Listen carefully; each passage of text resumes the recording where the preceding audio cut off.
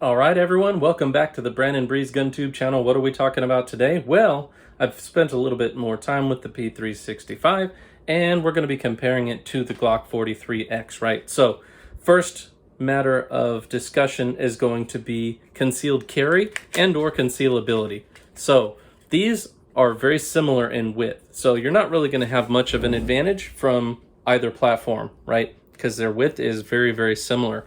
And for each person, obviously, it's going to depend on which one will be easier to conceal, but most likely the nod is going to go to the P365, and this would be about the similar or same length as a P365X, so it's a little bit shorter than, say, the Glock 43X, right? So the nod on concealability is going to have to go to the P365, especially if you downloaded this to the shorter magazine, right?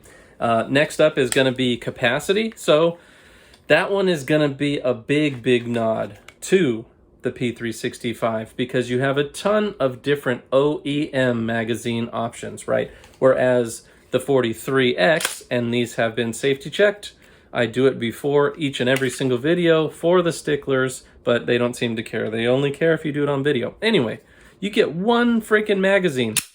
This is all Glock gave us, one magazine. That's it. You can have any one magazine capacity you want for your 43X as long as it is 10 rounds, right? Whereas the P365, you have all sorts of different magazines and different length and different capacities, all that kind of stuff, right? So very easy, and big nod is going to go to the P365 for capacity as well. All right, so now we're going to roll in some shooting footage so that you can compare the two and see what your thoughts are there. And then we're going to get back to some more conversation towards the end of the video.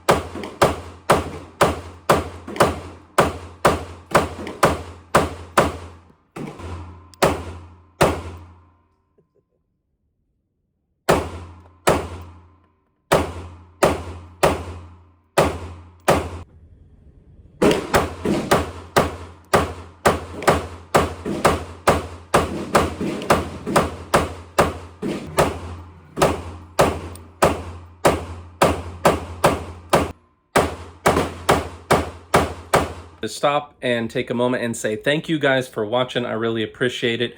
The channel's starting to get a little bit of traction, but I still notice that about 80+% of folks that view this channel regularly are not subscribed. So if you wouldn't mind, hit that subscribe button and we'll get back on into the video. Thank you. All right, everyone, I realized I didn't safety check for the sticklers on here, but yes, this is also unloaded. There's no ammunition in this room at all. But shooting comparison, what did you guys think? Where are you going to give the nod? Obviously, 9mm is not a heavy recoiling cartridge to begin with, right? But less recoil is always better if possible.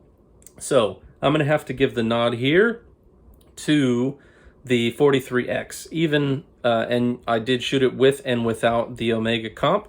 And you can see even without it, it's going to give a little bit lighter recoil pulse comparative to the P365.